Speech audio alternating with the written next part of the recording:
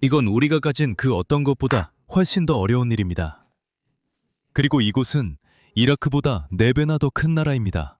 다시 말해서 이 문제에 대한 지상군을 통한 군사적 해결책은 없습니다. 4주간의 전쟁 동안 1만 번의 미사일 공격도 이란을 무릎 꿇리지 못했습니다. 하지만 제 생각에 우리는 지금 승리를 기대할 수 없는 상황입니다. 사실 저는 이스라엘보다 미국이 전술핵 무기를 사용할 가능성에 더 우려를 가지고 있습니다. 그 이유를 말씀드리겠습니다. 여러분, 오늘 스튜디오에 데니 데이비스 대령님을 다시 모시게 되어 영광입니다. 데니는 유튜브 채널 다니엘 데이비스 딥다이브의 진행자입니다. 그는 가장 빠르게 성장하는 지정학 유튜버 중 한 명입니다. 대령님, 다시 출연해 주셔서 감사합니다. 여기 와서 항상 기쁩니다. 셋이. 다시 불러주셔서 감사합니다. 이번이 처음으로 당신을 보는 시청자분들도 계실 텐데요. 저는 당신이 아프가니스탄 전쟁 당시 많은 허위 정보를 폭로한 것으로 유명하다는 것을 알고 있습니다. 첫 번째 질문입니다. 이란에서도 같은 일이 벌어지고 있다고 보시나요? 이 전쟁의 실제 진행 상황에 대해 대중이 오도되고 있다고 생각하십니까? 100%입니다. 정말 제가 2012년에 아프가니스탄 전쟁에 대해 많은 것을 밝혔을 때보다 지금이 훨씬 더 심각합니다. 그리고 더 멀리 돌아갈 필요도 없습니다. 어제 전쟁 장관 피트 헤그세스만 봐도 알 수 있습니다. 죄송합니다. 그저께 내각회의에서 그가 이렇게 말했습니다. 그래, 들어봐. 우리는 제공권을 장악하고 있어. 우리 A-10 전투기들은 자유롭게 작전 중이고 우리는 많은 것을 파괴했습니다. 트럼프 대통령은 그들이 거의 패배했다고 합니다. 그리고 그것은 정말로 전혀 사실이 아닙니다. 사실 여러분이 볼 수 있는 물리적인 증거가 있어서 알아내기 어렵지 않습니다. 이건 단순히 누가 이렇게 말했다, 저렇게 말했다 하는 문제가 아닙니다. 대통령과 전쟁 장관이 말한 내용은 현장에서 실제로 일어나고 있는 일과는 맞지 않습니다. 만약 우리가 성공했고 그들의 공군 등을 무력화시켰다면 우리는 이란에 대해 원하는 대로 할 수 있었을 것입니다. 트럼프 대통령 말대로 그들이 거의 패배했다면 왜 우리가 협상하려는 걸까요? 트럼프 대통령은 우리가 그렇게 한다고 주장합니다. 동시에 이란인들은 우리는 그렇지 않다고 말합니다. 트럼프 대통령은 내가 그들에게 아니면 그들이 나에게 큰 선물을 줬다며 나중에 그것이 가스와 석유로 가득 찬 유조선들이라고 밝혔습니다. 그리고 이란은 아니, 우리는 그렇지 않았다. 우리는 당신에게 아무것도 주지 않았다. 무슨 말을 하는 거냐? 라고 말합니다. 그리고 그들은 당신이 우리 조건을 받아들이지 않으면 어떤 협상도 없다고 계속 말합니다. 그리고 그것은 당신이 초래한 피해에 대한 배상, 안전 보장, 그리고 중동에서 당신의 군사기지에서 철수하는 것입니다. 그렇지 않으면 그들은 계속해서, 우리는 계속해서 호르무즈 해협을 통제할 것이라고 말합니다. 모두가 이제 알고 있듯이 분명히 그렇습니다. 전 세계 가스와 석유의 20%가 매일 이곳을 통과하며 일부 천연가스 부문에서는 그 비율이 더 높습니다. 일유 원료나 헬륨 같은 것들, 그리고 그 밖의 여러 품목은 말 그대로 전 세계에서 여러 용도로 필요합니다. 특히 아시아와 일부 다른 국가들은 석유 제품의 90%를 중동과 호르무즈 해협을 통해 공급받아야 합니다. 그래서 그들은 그 물자가 다시 풀리는 것이 절실합니다. 우리도 마찬가지로 절실히 필요합니다. 왜냐하면 우리 경제 역시 유가, 즉 WTI든 브렌트유든 가격이 오르면서 정말 휘청이기 시작했기 때문입니다. 지금 이 가격들이 배럴당 $100 이상으로 올라갔고 모든 지표가 계속 오를 거라는 걸 보여주고 있습니다. 그래서 우리가 그걸 빨리 열지 않으면 정말 큰 문제가 될 겁니다. 하지만 사스, 이건 우리가 겪은 가장 큰 실패 중 하나입니다. 2025년에 계속 거짓말하며 외교적으로 해결 중이라 주장했기 때문입니다. 하지만 실제로 우리는 열이틀간의 전쟁에서 군사 공격을 준비하고 있었고 그걸 또다시 했습니다.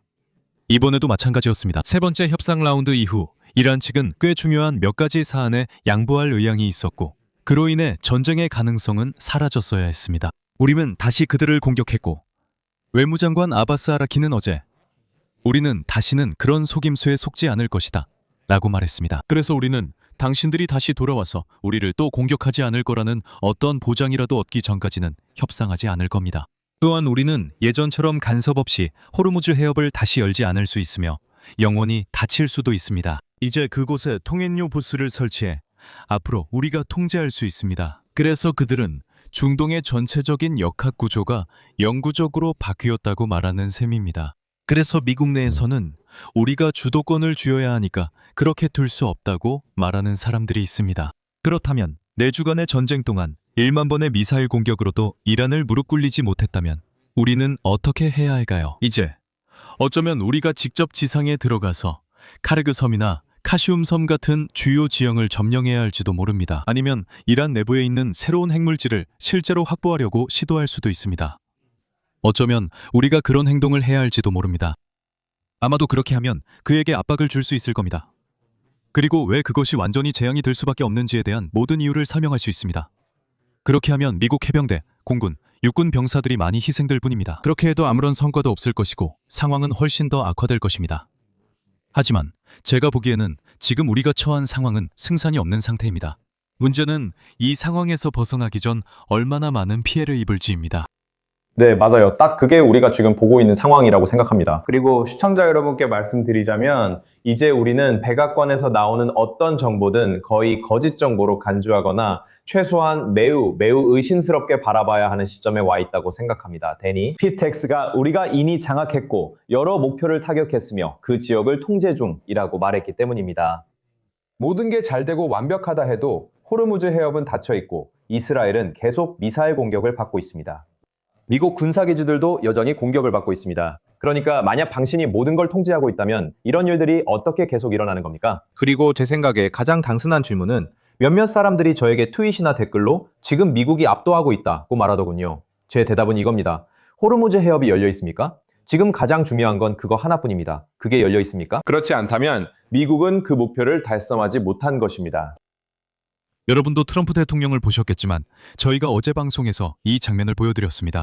2월 28일 이번 사태 초반에 그가 했던 발언들을 보면 그는 봐라, 내가 여러 가지를 말했다고 했습니다. 목표는 그들의 미사일 파괴, 해군 파괴, 대리 세력 제거, 그리고 물론 핵무기 보유 금지입니다. 그리고 우리는 이 모든 것을 파괴해야 합니다. 사실 전에 이미 완전히 파괴했다고 주장했지만 어쨌든 그가 한 말입니다. 그리고 이틀 전 내각 회의에서 그는 우리가 기본적으로 그들의 모든 것을 무력화시켰다고 말했습니다. 기본적으로 나는 내 모든 목표를 달성했다고 했죠. 그리고 우리는 드론과 장거리 미사일까지 포함해서 이 일을 거의 마무리 단계에 두고 있다고 했습니다. 그가 말하고 있을 때 텔아비브에서 생방송으로 진행된 폭스뉴스 리포트가 있었는데 배경에서 사이렌 소리가 울리는 것을 들을 수 있었습니다. 그리고 그는 그날 10번째 공격을 받고 있는 중이라고 말했는데 이것은 그가 방금 전에 했던 말과 극적으로 그리고 근본적으로 모순되는 내용이었습니다. 그리고 물론 이란 측은 3월 5일이나 6일경부터 지속적으로 공격을 가해왔습니다. 그들은 계속해서 이스라엘을 공격하고 있고 일부 GCC 국가들에도 계속 공격을 가하고 있습니다. 그들은 일부 기지를 계속 공격하며 해협도 여전히 폐쇄되어 있습니다. 그러니까 그가 뭐라고 말하든 그들이 계속해서 공격할 수 있는 능력을 가지고 있는 한, 그리고 참고로 주장과는 달리 해군은 분명히 파괴되지 않았습니다. 많은 대형 수상함이 폭파된 것은 분명합니다. 하지만 그들의 해군의 대부분은 몇 년 전부터 주로 이런 작은 고속정으로 전환되었습니다. 이 고속정들은 표적이 되기 어렵고 함대함 미사일 등 강력한 화력을 탑재하고 있습니다. 참고로 그들은 아직 선상조차 입지 않은 잠수함 함대와 러시아 우크라이나 전쟁에 쓰인 수상 드론 함정도 보유 중입니다. 이 드론 함정들은 거의 쓰이지 않았지만 사용 시 성공했습니다. 또한 그들은 여러 종류의 미사일도 보유하고 있습니다. 그래서 그들이 가지고 있는 모든 전력은 지금도 여전히 유효합니다. 그리고 우크라이나 측에서 얼마나 많은 사람들이 암살당했는지에도 불구하고 며칠 전에는 해군 사령관도 암살당했지만 전쟁 시기에는 항상 그렇듯이 그들은 대체됩니다. 그리고 계속 나아갈 것입니다. 그리고 다음 사람이 자리를 이어받아도 국가 정책은 변하지 않습니다. 워싱턴에서 공식적으로 전달되는 내용엔 진실이 거의 없습니다. 제 말은 미국 시민으로서 정말 걱정스러운 일입니다. 당연히 우리는 우리 정부를 신뢰하고 싶고 언론도 신뢰하고 싶습니다. 하지만 물론 그래서 저와 당신이 유튜브 채널을 시작한 이유도 바로 그 진실을 직접 전달하고 이렇게 사실을 관찰하고 현장에서 무슨 일이 일어나고 있는지 볼 수 있는 양질의 인터뷰를 진행하기 위해서입니다. 방금 코바이시 레터의 트윗을 봤어요. 오늘 아침 기준으로 미국 정보당국은 이란 전쟁이 한 달에 가까워지는 시점에서 이란의 미사일 무기고 중 단 33%만이 파괴되었다고 판단했다고 로이터 통신이 전했습니다. 세부 내용에는 정보 평가 결과 이란이 여전히 상당한 미사일 재고를 보유하고 있다는 점이 포함되어 있으며 소식통에 따르면 미국 정보당국은 이란의 드론 능력에 대해서도 비슷한 평가를 내렸다고 합니다. 다시 말해 대통령과 백악관에서 한 가지 이야기를 듣고 있다는 겁니다. 지금 트럼프 팀이 허둥지둥하며 할 수 있는 걸 모두 내놓으려 애쓰는 상황이라고 봅니다. 우리는 호르무즈 해협도 언급했죠. 도널드 트럼프가 해협은 내가 통제할 거다라고 말하는 그 영상을 분명히 보셨을 겁니다. 실제로는 저와 아야톨라가 함께 그걸 통제할 거라고 했죠. 이란이 그 해협을 통제할 수 있게 될 거예요. 함께 통제할 겁니다. 아마 절 수도 있습니다. 저랑 아야톨라랑 아야툴라가 누구든 간에요. 여기서 트럼프의 정신 상태에 대해 생각해 봐야 해요. 제 말은 그가 정말로 정신적으로 무너진 건가요, 데니? 저도 그 점에 대해 정말 심각하게 걱정하고 있어요. 저는 어제 아침에 행정부 내부 사정에 대해 잘 아는 사람과 이야기를 나눴는데 그 사람이 추가적인 문제가 있다고 말했습니다. 트럼프 대통령은 이제 자신이 듣고 싶은 말만 해주는 사람들로만 주변을 채우고 다른 사람들이 접근하지 못하게 철저히 차단하고 있습니다. 일부 접근을 통제하는 측근들도 마찬가지입니다. 그래서 듣기 싫은 소식을 전하는 사람은 아예 들어올 수 없습니다. 여러분도 최근 며칠 동안 이런 보도를 보셨을지 모르겠지만 그는 지난 48시간 동안의 파괴 상황 등만을 2분짜리 영상으로 요약해서 보고 있습니다. 그리고 그것이 그가 보는 전부입니다. 그는 다양한 보고를 받고 내부 정보를 가진 사람에게서도 사실을 확인했습니다. 하지만 문제는 그가 무엇을 기억하느냐입니다. 그가 좋은 소식만 전하는 사람들에 둘러싸여 있고 우리가 공격하는 영상만 본다면 우리가 많은 목표를 타격하고 있는 것도 사실입니다. 이란에서 만개 목표물 이 공격되어 다양한 피해가 발생했습니다. 하지만 보세요. 표면적인 피해가 전략적 결과로 이어진다고 생각한다면 그리고 그게 어떻게든 상대를 지치게 만들 거라고 생각한다면 이란 정권이 계속해서 버티거나 그들의 의지를 꺾는다는 해석에는 아무런 근거가 없습니다. 하지만 그런 얘기를 못 들으면 들은 일부 이야기를 믿게 될 수도 있습니다. 제 생각엔 그게 그의 정신 능력만큼 큰 문제라고 봅니다. 제대로 작동하고 있는지에 대해서도 저 역시 의문이 있습니다. 네, 맞아요. 저는 중국의 샨나양과 추가 인터뷰를 했는데 그는 중국 전문가로 정말 뛰어납니다. 그는 이곳의 차이에 대해 이야기했습니다. 그리고 그가 했던 말 중에 인상 깊었던 것이 있는데 그는 이렇게 말했습니다. 저는 사실 도널드 트럼프가 거짓말쟁이라고 생각하지 않습니다. 그는 트럼프가 자신이 하는 말을 진심으로 믿는다고 했습니다. 그런데 그게 오히려 훨씬 더 위험합니다. 무슨 일이 벌어지고 있는지에 대해 그 정도로 망상에 빠져 있다면 이건 정말 전 세계의 재앙이기 때문입니다. 우리는 1000명의 공수부대원이 오고 있다는 것을 알고 있습니다. 그리고 5000명의 해병대원도 오고 있다는 얘기를 들었습니다. 실제로 저는 우리가 훨씬 더 큰 작전을 준비하고 있다는 보고를 들었습니다. 어쩌면 5만 10만 명의 병력이 대규모 침공을 준비하고 있다는 구체적인 내용까지 들었습니다. 당신은 베테랑이고 이런 경험이 있으니까 이 부분을 짚어주셨으면 합니다. 이 작전의 물류에 대해 이야기해주세요. 제 말은 이게 정말 가능한 일인가요? 그게 제 첫 번째 질문입니다. 실제로 병력을 투입하는 것이 가능한가요? 네, 그게 가능하긴 합니다. 문제는 그들이 무엇을 이루려는지입니다. 저는 이를 다른 관점에서 보겠습니다. 우선 1991년에 저는 사막의 폭풍 작전에 침공군 일부로 참여했습니다. 저는 기갑부대, 그러니까 첫 번째가 아니라 죄송합니다. 미군 제2기병연대, 즉 세컨드 ACR이라고 불리는 부대의 일원이었습니다. 그리고 우리는 주둔하던 독일에서 사우디아라비아로 파병되었습니다. 그리고 나서 우리는 사우디아라비아 서부 사막에서 훈련했습니다. 우리는 이라크로 진격해 쿠웨이트를 해방시키는 작전을 했고 저는 그렇게 큰 부대를 이동하는 데 필요한 것을 직접 봤습니다. 그때 독일에서 이동한 부대는 제7군단이었고 전체 군단 규모로 수십만 명의 병력이 함께 움직였습니다. 동맹군 포함해 최종 50만, 60만 명이었습니다. 정말 거대한 병력이었죠. 하지만 저는 그 병력을 물류적으로 이동시키는 과정을 직접 봤습니다. 수송선인 아로아로선을 준비해야 했고 그 배들이 항해하고 지역을 통과하는 데 걸리는 시간, 필요한 보안, 항구 하역 과정까지 모두 확인했습니다. 저희가 있었던 곳은 사우디아라비아의 알자발이었습니다. 항구에서 장비를 내리고 준비하고 배치하고 그런 다음 사막으로 이동해서 준비하고 훈련했습니다. 우리는 독일에서 출발 전부터 훈련했고 그런 일이 생길 수 있음을 알았기 때문입니다. 이후 작전을 시작했습니다. 그래서 그 모든 과정이 1990년 8월부터 1991년 2월까지 걸렸고 2월 말에 작전을 시작할 준비가 되기까지 시간이 필요했습니다. 지상에서 무언가를 할 수 있을 만큼 충분히 큰 병력을 준비하려면 많은 자원이 필요합니다. 그리고 그곳이 바로 이라크였습니다. 그리고 2003년 미국의 전쟁 때 저는 펜타곤에서 근무하고 있었습니다. 그래서 저는 실제로 이러한 모든 자원을 동원하고 준비하는 데 도움을 준 그룹의 일원이었습니다. 그래서 여러분이 상상할 수 있는 모든 각도에서 그것을 직접 보았습니다. 지금 이란에서 비슷한 일을 시도해도 예전보다 훨씬 더 어려울 것입니다.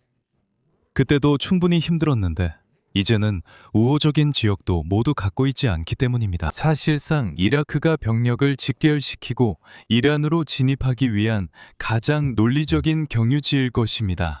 이라크 의회의 일부가 시아파 보안군 일부에게 인용하자면 PMF에서 그들의 인원을 사살한 미국인들로부터 자신들을 방어하라고 방금 승인했기 때문에 그 길이 우리에게 열려있지 않을 수도 있습니다. 그들은 그것을 그렇게 부릅니다. 그것은 그들의 시아파 일부입니다. 그것은 그 나라의 안보의 일부입니다. 그곳에서 활동하는 이란 민병대와는 다릅니다. 그것은 그들의 안보의 일부입니다. 그들은 우리가 미국에 맞서 동참할 수도 있고 기회를 안 줄 수도 있다고 합니다. 그래서 우리가 거기에 들어갈 수 있을지는 모릅니다. 예를 들어 사우디아라비아나 아랍에미리트 등 일부 국가는 허락할 수 있습니다. 거기서 준비는 가능하지만 병력 이동은 어떻게 하겠습니까? 예를 들어 이라크나 터키가 없다면 우리가 데저트 스톰 작전 때는 사용했던 나라들이지만 이라크 자유작전 때는 정치적인 이유로 사용할 수 없었습니다. 이번에도 가능할지 의문입니다. 그렇다면 이라크가 적대적이라면 도대체 어디로 진입할 수 있겠습니까? 이제 남은 방법은 사우디아라비아나 아랍에미리트에서 공중 투입을 하는 것뿐입니다. 물론 허가가 전제되어야 합니다. 그리고 그건 헬리콥터를 의미합니다. 즉 치누크 헬리콥터, V-22 틀트로터, 블랙호크, 그리고 아마도 몇 가지 다른 종류의 수송기를 의미하죠. 하지만 결론적으로 그것들은 느리게 움직입니다. 쉽게 공격당할 수 있죠. 그리고 카르그 섬이나 호르무즈 해협의 말굽 모양 구비 같은 곳에서 현재 논의되고 있는 것처럼 소규모 병력이라 하더라도 어떤 상황이든 투입할 때 엄청난 수의 헬리콥터를 잃을 수 있습니다. 이건 매우 위험한 작전입니다. 그리고 그건 소규모 부대에 해당하는 이야기죠. 또 다른 문제는 더 많은 병력이 온다는 점입니다. AP통신에 따르면 이틀 전 1만 명이 추가 파병을 준비했다고 합니다. 더 많은 병력이 올 수도 있습니다. 하지만 그들이 어디로 갈까요? 물류와 투입 모두 어려움이 있습니다. 또 한 단계가 있습니다. 일단 진입하는 과정에서 격추되지 않은 병력이나 장비가 도착하면 이제는 지상에서 싸워야 합니다. 그게 카르그든 쿠심 섬이든 아니면 다른 어떤 목표든 마찬가지입니다. 그걸 어떻게 유지합니까? 그게 가장 큰 질문입니다. 왜냐하면 지금 투입 부대를 실어 나를 헬리콥터들이 있기 때문이죠. 그리고 투입된 부대를 지원하기 위한 모든 다른 임무들, 물, 식량, 연료, 탄약, 보급, 의무 후송까지 모두 따라와야 합니다. 부상당한 사람이 있다면 반드시 그들을 병원으로 후송할 수 있어야 합니다. 착륙 지점, 즉 LZ에 병원을 둘 수는 없으니까요. 그래서 반드시 그들을 밖으로 데려갈 수 있어야 합니다. 즉, 들어오는 모든 의무 후송 헬기 격추될 위험에 처하게 되고 나가는 모든 헬기도 격추될 위험에 처하게 된다는 뜻입니다. 무슨 말인지 아시겠죠? 이건 우리가 겪었던 어떤 것보다 훨씬 더 어려운 일입니다. 그리고 이곳은 이라크보다 4배나 더 큰 나라입니다. 그리고 방어 지형이 산악지대입니다. 제가 아프가니스탄에서 2번 파병됐을 때 직접 겪었던 최악의 상황과 비슷합니다. 특히 파키스탄, 이란 또는 아프가니스탄 국경 주변 지역에서 저는 그걸 직접 목격했습니다. 그리고 그게 바로 이라크 서부와 이란 전역에 공통적으로 보이는 지형입니다. 우리가 그곳에 들어가려 한다면요. 다시 말해서 이 문제에 대한 지상군 군사적 해법은 없습니다. 하지만 우리는 지상에서 그걸 증명하려고 시도할 것처럼 보입니다. 추가 질문이 있습니다. 헬리콥터가 들어간다고 하셨는데 실제로 착륙시키는 건가요? 그렇다면 헬리콥터가 날아가야겠네요. 즉 그들이 아랍에미리트에서 온다는 말씀이신가요? 그럼 그들이 호르무즈 해협을 건너 실제로 착륙하고 우리 군인들이 헬리콥터에서 내린다는 말씀이신가요? 제가 맞게 이해한 건가요? 기본적으로 그들은 들어와 스키드만 살짝 닿고 병사들이 바로 뒤에서 뛰어내립니다. 이후 헬리콥터는 곧바로 떠납니다. 즉 지상에는 몇 분 정도만 머무르는 거군요. 맞아요. 제 생각에는 그건 거의 자살 임무처럼 보이네요. 상상도 못하겠어요. 그리고 제가 흥미로운 사실을 하나 알게 됐는데요. 테헤란 대학교의 미란디 교수님을 인터뷰했었어요. 그리고 그분이 말씀하시길 호르무즈 해협에 대해 꼭 알아야 할 점이 있는데 지금은 해협이 닫혀 있지만 물리적으로 막혀 있는 건 아니라고 하셨어요. 그러니까 해안가를 지키는 군인들이 있는 것도 아니고 거대한 해군 함대가 있는 것도 아니라는 거죠. 그분이 말씀하시길 해협은 때로는 수백 아니면 200km나 떨어진 곳에 있는 미사일 발사대에 의해 통제되고 있다고 하셨어요. 맞아요. 그러니까 우리 청취자분들께 이 점을 분명히 하고 싶은데 이란이 호르무즈 해협을 요새화해서 엄청난 군사력이 그곳에 주둔하고 있는 건 아니라는 거죠. 본질적으로는 그곳에 많은 사람들이 있는 게 아니라서 해협이 열려있는 셈이지만 누군가가 지나가려고 하면 미사일을 쏴서 그 배를 격침시킬 수 있다는 거죠. 저는 솔직히 그걸 어떻게 할 수 있는지조차 잘 모르겠어요. 1000명 병력이 헬리콥터로 들어와도 해협을 건너는 건 꽤 길잖아요. 해협이 약 24마일 되는 걸로 아는데 맞죠? 그러니까 그 헬리콥터들이 공중에 떠 있는 시간도 꽤 길다는 얘기고 그리고 나서 카르그 섬에 착륙하려고 한다는 거잖아요. 저는 그냥 이 사람들이 이란의 미사일과 전투에 완전히 얻어맞을 거라고 상상할 수밖에 없어요. 그런 일이 일어나지 않을까요? 맞아요. 당연히 그렇죠. 그래서 제가 이렇게 소리치는 이유가 바로 그거예요. 이런 시도를 하면 안 된다고 말하는 이유가 침공부대가 도착하기도 전에 대부분 격추될 수 있기 때문이에요. 그리고 아시다시피 헬리콥터들이 해협에서 격추되는 상황을 말하는 겁니다. 제 말은 그들 중 누구라도 살아남는 게 힘들다는 거죠. 누군가에게 접근해서 구조를 시도하는 건 더더욱 어렵고요. 그리고 일단 그들이 그곳에 내려가면 아마도 몇몇은 내려갈 수 있을 겁니다. 왜냐하면 거의 확실하게 보게 될 것은 단순히 헬리콥터만 어머없이 그곳에 보내지는 않을 테니까요. 지금 이란 전역의 목표물에 폭격과 사격을 가하고 있는 모든 항공기들이 분명히 이곳으로 모두 유도될 겁니다. 그리고 아마도 이 작전은 우리가 사막의 포풍 작전에서 했던 것과 비슷한 공습으로 시작될 겁니다.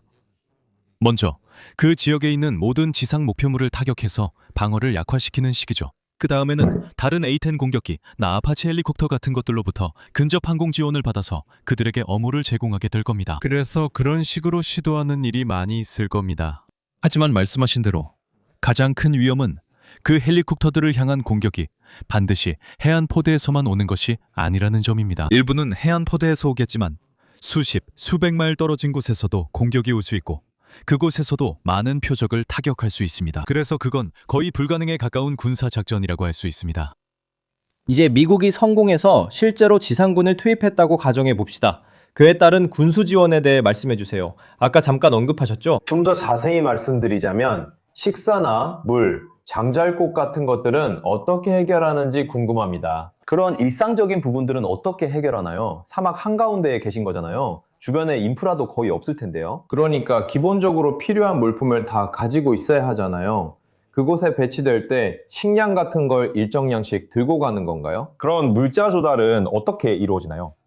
그러니까 이건 제2차 세계대전 때 미 해병대가 섬을 점령하면서 삼육작전을 펼쳤던 것과 비슷하겠네요. 미 해병대가 결국 이오지마와 다른 도시들로 점점 더 가까이 이동했던 그 섬 점령작전처럼요. 과달카날이 정말 좋은 예인 것 같아요.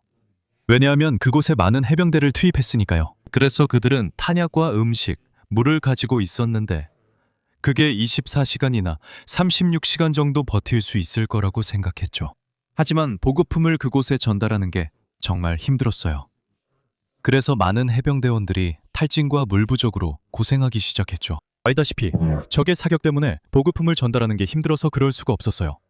그래서 그 섬에는 일본군이 있었고 지금 상황이라면 그 섬에 이란군이 있는 것과 같은 셈이죠. 그리고 물론 그 당시에는 포병이 그들이 가진 것 중에서 가장 강력한 무기였어요. 이제 우리는 그 당시 해병대가 걱정하지 않아도 됐던 포병뿐만 아니라 드론과 미사일까지 신경 써야 하죠. 그래서 여기는 정말 맹렬한 사격이 쏟아질 거예요. 문제는 82 공수부대 낙하산병 2든 해병대든 가지고 온 물로 버텨야 한다는 거죠. 그걸 다 써버리면 만약 보급선을 제대로 확보하지 못하면 적의 공격뿐만 아니라 물이 부족해서도 발이 묶일 수 있습니다. 네, 맞아요. 그리고 물론 거기에 있다고 가정해 봅시다. 말씀하신 대로 식량이 24시간, 길게 잡아도 48시간 정도밖에 없을 거예요. 그럼 어떻게 다시 보급을 해주나요? 어떻게 더 많은 물을 공급하죠? 필요한 보급품을 어떻게 전달하나요? 그리고 어떤 작전을 하든 그들을 거기서 어떻게 데리고 나올 수 있을까요? 이제 같은 헬리콥터에 다시 탑승해서 같은 24마일 거리를 해협을 건너야 합니다. 물론 그들을 지원할 군용 전투기가 있다고 가정할 때 말이죠. 제 말은 이건 거의 물류 악몽처럼 보인다는 겁니다. 그리고 당신이 그 점을 언급해줘서 기쁩니다. 당신이 어디에 있었는지 그리고 8월부터 2월까지 훈련했다는 걸 우리에게 보여줬잖아요. 그러니까 우리는 당신이 동원되기 위해서 6개월이라는 기간에 대해 이야기하고 있는 거잖아요. 그리고 분명히 훨씬 더 많은 병력이 필요하죠. 50만 명의 병력, 이 모두 모인다는 얘기니까요. 정말 엄청난 규모의 군대입니다. 그건 물리적으로 불가능해 보이고 제 생각엔 전혀 가능하지 않은 것 같습니다. 맞아요. 그리고 항공 지원과 항공 수송, 그러니까 C-17, C-130, C-5 같은 수송기도 모두 필요하죠. 이런 아로로 선박들도 많이 필요합니다. 그러니까 침공군을 그곳으로 보내기 위해서는 엄청난 규모의 항공 및 해상 수송 능력이 필요하다는 겁니다. 그리고 그만큼 큰 병력이 필요합니다. 제가 데저트 스톰 작전을 했을 때 우리 군대는 75만 명이었습니다. 현재 군대는 대략 45만에서 47만 5천 명 정도인 것 같습니다. 그 사이 어딘가쯤이죠? 변동이 있긴 하지만 데저트 스톰 때는 30만 명 정도였습니다. 그리고 우리는 전 세계 곳곳에 병력을 보내야 해서 그들은 전 세계로 흩어져 있습니다. 그들은 어딘가에서 다시 집결해야 하거나 아니면 각기 다른 위치에서 그곳으로 이동해야 할 것입니다. 물론 이것은 물류, 더 많은 선박, 더 많은 비행기, 운송 등이 필요합니다. 그런데 지금 우리는 모두 이 한 곳에 배치되어 탄약을 옮기고 있습니다. 하지만 이제 그걸 멈춰야 할 겁니다. 왜냐하면 이건 제로섬 게임이기 때문이죠. 만약 그 수송기들이 대공 미사일이나 우리가 사용하던 공군 미사일, 그리고 공중전과 해상전을 위한 다른 보급품을 나르는 데서 빼앗긴다면 이제 그 수송기들을 지상으로 돌려야 합니다. 결국 한쪽이 부족해질 수밖에 없습니다. 우리는 모든 걸 할 만큼 충분하지 않기 때문입니다. 그리고 물론 만약 그렇게 한다면 전 세계에 있는 다른 모든 글로벌 요구사항들을 이 일에 희생시키겠다는 말과 같습니다. 왜냐하면 이제 우리는 어디에서도 이런 전력 투사 능력을 가질 수 없게 되기 때문입니다. 그리고 모든 것이 아시다시피 이 한 지역에 집중되면서 유럽, 서반구, 그리고 아시아 태평양의 모든 것을 위험에 빠뜨리게 됩니다. 그래서 시도만 하더라도 실제로 심각한 결과가 따릅니다. 좋은 지적입니다. 정말 좋은 지적이에요. 데니, 당신은 엄청난 군 경력과 경험을 가지고 있기 때문에 이 부분에 대해 아주 깊이 알고 계시죠. 당신은 이전에 참여했던 군사작전에서 직접 이런 상황을 목격하셨잖아요. 하지만 지금 상황을 보면 우리는 이 정복이 한 달째 진행되고 있는데 트럼프가 뭐라고 말하든 뭐라고 주장하든 끝에 가까워지지도 않았습니다. 하지만 지금 미국 정책 이반자들이 이란의 군사 능력에 대해 가지고 있는 가장 큰 오해는 무엇이라고 생각하십니까? 제 생각에 가장 큰 오해는 우리가 이란 국민들을 폭격해서 굴벽시킬 수 있다고 믿는다는 점입니다. 우리는 지도자들을 충분히 암살하고 지상에 있는 것들을 충분히 폭파시키면 그들이 항복할 것이라고 생각합니다. 그리고 그것은 어떤 민족이든 어떻게 행동하는지에 대한 심각한 오해입니다. 지난 한 세기만 봐도 우리는 그런 사례가 너무 많습니다. 예를 들어 나치가 런던을 폭격하고 공습으로 모든 것을 파괴하며 영국을 굴복시키려 했던 영국 본토 항공전을 보세요. 특히 런던에서 그들의 공격이 얼마나 심했는지 알 수 있습니다. 그 모든 일은 오히려 영국인들의 나치 추방 결의를 더 굳게 만들었습니다. 이후 일본도 있었죠. 우리는 일본과 독일 도시에 소위탄을 투하했지만 그들은 끝내 항복하지 않았습니다. 원자폭탄만이 일본의 항복을 이끌었습니다. 그렇지 않았다면 도시를 아무리 파괴해도 그들은 계속 싸웠을 것입니다. 독일인들도 마찬가지로 끝까지 결코 포기하지 않았습니다. 결국 수도가 함락되고 붉은 군대와 연합군이 합류할 때까지도 그들은 절대 포기하지 않았습니다. 뒤셀도르프의 소위탄 폭격 등 많은 일이 있어도 그들은 포기하지 않았습니다. 여기 가자 지구가 있는데 이 작은 지역에서 이스라엘이 거의 2년 동안 모든 것을 폭격했지만 그들은 결코 포기하지 않았습니다. 그리고 그들은 하마스조차도 패배한 적이 없습니다. 푸티도 사우디아라비아, 이스라엘, 홍해에서 우리에게도 패배하지 않았습니다. 그리고 그들은 여전히 실질적 세력으로 남아 있습니다. 헤즈볼라에서는 많은 이들이 암살당했습니다. 지도자 하산 나스랄라와 모든 장군, 많은 사람들이 알다시피 호출기 폭탄 등 큰 피해에도 불구하고 그들은 여전히 주요 세력으로 남아 있었고 이제 다시 전투에 나서고 있습니다. 왜 누군가는 모든 작전과 우크라이나인들까지 러시아의 공격을 받았음에도 효과가 있을 거라 생각할까요? 오늘날까지도 그들은 여전히 포기하지 않았고 두 집단 사이의 권력 구도에서 훨씬 약한 위치에 있음에도 불구하고 여전히 저항하고 있습니다. 이란이 왜 4주 만에 포기할 거라고 생각하나요? 제 말은 며칠 만에 끝날 거라는 게 기대였죠. 그건 비합리적이었습니다. 제 말은 그건 인간사를 이해하지 못하는 것이고 이란의 경우는 더욱 그렇습니다. 그리고 그들의 행동을 보면 우리가 이라크를 지원해서 이란과 8년 동안 벌였던 이란-이라크 전쟁에서 어떻게 행동했는지 알 수 있습니다. 그들은 수십만 명의 남성을 잃고 도시가 폭격당하고 지도자들이 처형당했지만 결코 포기하지 않았습니다. 그래서 우리는 이란 측에서 직접적인 경험을 가지고 있었지만 우리는 그 모든 것을 무시했습니다. 그래서 저는 이것이 이 작전에서 가장 큰 전략적 실패라고 생각합니다. 정말 흥미로운 답변이네요. 왜냐하면 방금 여러 전쟁의 역사를 언급하셨으니까요. 그리고 말씀하신 것처럼 그 어떤 전쟁에서도 공격하는 쪽이 폭격만으로 불복한 적은 없었다고 지적하셨죠. 그게 말이 됩니다. 자기 영토를 지키려고 하겠죠. 전쟁 중이라면 그냥 포기하지 않을 겁니다. 원하는 것을 위해 싸워야 하니까요. 그리고 이란인들에게서도 분명히 그런 모습을 볼 수 있습니다. 여기서 이스라엘 이야기도 하고 싶은데 이 전쟁이 시작될 때 미국이 분명히 이스라엘을 위해 전쟁에 참전했다는 많은 추측이 있었던 것 같습니다. 그리고 미국과 이스라엘의 관계 사이에 약간의 긴장감이 생기기 시작하는 것 같아요. 도널드 트럼프는 벤자민 네타냐후를 종종 통제하기 매우 어려웠던 것 같다고 생각합니다. 우리는 가자지구 전쟁에서 그런 모습을 봤습니다. 트럼프가 제발 나는 당신이 이걸 하길 원하지 않는다고 말했지만 네타냐후는 다음날 자 그럼 어떻게 됐는지 보라는 식으로 행동했죠. 우리는 원해서 진행했습니다. 현재 미국과 이스라엘 관계를 어떻게 보시고 이번 전쟁에 어떤 영향이 있다고 생각하십니까? 최근 국가정보국 부국장 자리에서 조 켄트가 사임한 것만 봐도 알 수 있습니다. 그는 더 이상 양심적으로 일할 수 없다고 분명히 밝혔습니다. 내부에서도 그 이유가 분명했기 때문이라고 했습니다. 이스라엘과 많은 수능적인 미국 및 서방 언론이 트럼프 행정부 그리고 대통령 본인에게 미국의 이익에 명백히 부합하지 않는 일들을 하도록 압박을 가했다고 했습니다. 그리고 저는 외부에서 관찰한 것과 그가 내부에서 본 것에 전적으로 동의할 수밖에 없습니다.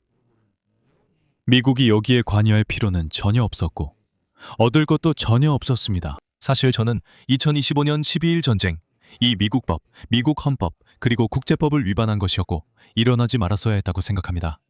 하지만 결국 일어나고 말았습니다. 우리는 이 전쟁이 많은 핵시설을 완전히 파괴했다고 주장했습니다.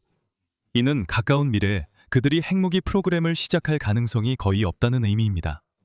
사실 2003년 이후 그런 프로그램은 없었습니다. 당시에는 정당성이 없었어요. 그들이 핵무기 개발로 나아가고 있지 않았기 때문이죠. 그럼에도 불구하고 당신은 그렇게 했습니다. 그래서 우리는 지금 그런 행동을 더 피해야 합니다. 우리가 신경 썼던 유일한 이유는 그들의 핵무기 개발을 막기 위함이었습니다. 그리고 린지 그레이엄, 제킨, 그리고 위트코프까지도 주장한 이 말도 안 되는 소리, 즉 그들이 폭탄 제조 재료를 얻기까지 2주밖에 남지 않았다는 것은 거짓말이었습니다. 그건 명백히 거짓말이었습니다. 그 사실은 지난주 상원과 하원 청문회에서 드러났다고 생각합니다. 게버드 국장이 우소프 상원의원의 질문을 받았을 때 2025년에 핵시설이 파괴되었냐는 질문에 네라고 답했습니다. 정보평가에 따르면 그들이 복구나 재건을 시도했는지 묻자 아니요 라고 답했습니다. 따라서 백악관이 주장한 핵 관련 임박한 위협은 물리적으로 불가능하다는 결론이 나옵니다. 그리고 무슨 이유에서인지 그녀는 그것을 공개적으로 말하지는 않았지만 서면 증언에는 적었고 그 사실이 그 안에서 드러났습니다. 그래서 행정부 측에서도 우리가 거기에 들어간 것에 대한 정당성이 없었다고 말하고 있습니다. 그래서 이제 남은 건 이스라엘뿐입니다. 왜냐하면 그들은 오랫동안 우리가 이란과 싸우러 가달라고 간청해왔기 때문입니다. 여러분도 기억하시겠지만 실제로 바이든 대통령은 이스라엘로부터 엄청난 압박을 받았습니다. 그리고 그는 여러 가지 방식으로 양보했습니다. 특히 가자 지구의 불쌍한 팔레스타인 사람들에 대해서는 눈을 감았고 서한 지구에서도 외면했으며 이스라엘이 시리아와 레바논에서 하고 있던 다른 일들에 대해서도 마찬가지였습니다. 하지만 그는 그 정도까지는 가지 않았습니다. 그래서 그들은 그를 이란에 개입시키려고 했지만 그는 하지 않았습니다. 하지만 결국 트럼프가 등장했고 그들은 그를 그 선을 넘게 만들 수 있었습니다. 제 말은 이건 꽤 명확합니다. 제 생각에는 이미 결론이 난 일입니다. 이 부분에 대해서는 정말로 의문의 여지가 없습니다. 네, 정말 흥미로운 분석이었습니다. 그래서 우리가 이 프로그램에 당신을 모신 거죠, 데니. 이런 부분을 설명해 주시기 위해서요. 마지막으로 한 가지 질문이 더 있습니다. 그리고 이건 정말 중요한 질문입니다. 이번 주 초에 저는 전 미국 덴마크 대사인 마샤 센즈와 토론을 했는데 우리는 전쟁에 대해 매우 다른 관점을 가지고 있었습니다. 그리고 그녀는 전쟁에서 어떤 선택도 절대 배제하지 않는다고 했습니다. 그리고 그녀는 핵탄두 사용 가능성도 고려해야 한다고 시사했습니다. 저는 그 점을 강하게 비판하며 그런 말을 하다니 믿을 수 없고 정말 무책임하다고 생각합니다. 라고 말했습니다. 그리고 저는 우리가 그런 선택지까지 고려하고 있다는 사실에 인류 전체가 걱정된다고 말했습니다. 이스라엘이 이 전쟁이 통제 불능 상태에 이르렀다고 판단하게 될 가능성에 대해 얼마나 걱정하고 계십니까? 이란을 더 이상 억제할 수 없다고 보게 될 때 말입니다. 그리고 이 분쟁에서 핵한두 사용 가능성에 대해 걱정하십니까? 먼저 그녀가 말한 첫 번째 부분에 대해 말씀드리겠습니다. 어떤 것도 배제하지 말라는 건 말도 안 됩니다. 당연히 어떤 것들은 배제해야 합니다. 도대체 왜 당신 자신과 당신의 이익에 해가 되는 것을 선택지로 남겨두려고 하겠습니까? 그 길로 가면 잃을 것이 너무 많기 때문입니다. 그것은 만약 어떤 것, 심지어 핵과 관련된 것이라도 고려해야 한다면 그것이 당신의 목표가 바뀌어야 한다는 것을 말해줍니다. 혹은 전쟁을 해서는 안 됩니다. 왜냐하면 그것은 우리에게 해가 될 뿐이고 그런 일은 아무 파장 없이 할 수 없기 때문입니다. 항상 결과가 따르게 마련입니다. 저는 처음부터 그런 생각을 깨버릴 겁니다. 그건 터무니없고 어디서 나왔는지 모르겠습니다.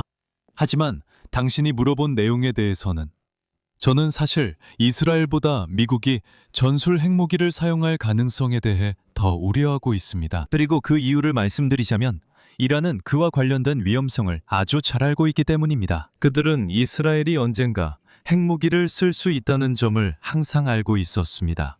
제 생각에는 그들이 호르무즈 해협 통제권을 자발적으로 포기할 가능성은 없다고 봅니다. 하지만 만약 그들이 미국이 철수하거나 공격을 멈출 수 있다는 것을 본다면 이스라엘을 그런 입장에 놓고 싶지 않기 때문에 이스라엘 공격을 멈출 모든 동기가 있다고 생각합니다. 그래서 그들은 좋아, 너희는 내버려둘게. 우리는 호르무즈 해협을 통제하고 있어. 너희가 우리를 공격하는 걸 멈췄으니 우리는 그걸로 만족할 수 있어. 라고 말할 수 있습니다. 그들은 배상을 원하고 우리가 그들의 영토에서 나가길 원합니다. 그런 것들은 협상할 수 있는 부분이지만 해협의 통제권과 전투의 부재만으로도 그들을 만족시키기에 충분하다고 생각합니다. 제가 걱정하는 것은 우리가 들어가서 이런 시도를 하고 지상에서 뭔가를 한다면 그것이 재앙적인 결과를 초래할 수 있다는 점입니다. 제가 설명한 것처럼 우리가 시도한다면 그런 일이 일어날 가능성이 높습니다. 우리는 무의미함을 인정하는 대신 더 나쁜 선택을 하고 더 세게 밀어붙이며 다시 들어갈 수 있습니다. 트럼프 대통령과 그의 측근들 중에는 이런 주장을 할 사람들이 분명히 있을 거라고 장담합니다. 1945년에 미국 대통령도 똑같은 상황에 직면했었다는 걸 아시죠? 보고서에 따르면 우리가 그 아일랜드 호핑 전략을 사용해서 일본 본토로 들어가면 일본인들이 매우 강인하고 끝까지 싸울 것이기 때문에 결국 점령하려면 100만 명의 사상자가 발생할 수 있다고 나와 있습니다. 이란인들도 마찬가지일 겁니다.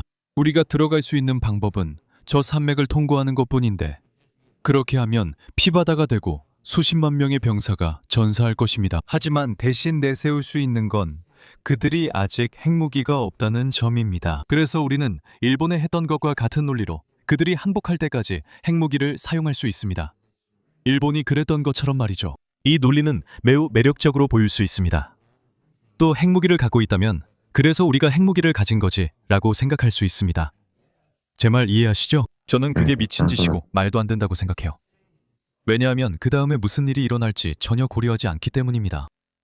하지만 그는 피할 수 없는, 즉 명백한 군사적 패배에 항복하든지 아니면 재래식 무력으로 전쟁을 확대해서 수십만 명의 사람들을 잃는 상황에 직면하게 될 것입니다. 그는 정치적으로 살아남지 못할 거라고 생각합니다.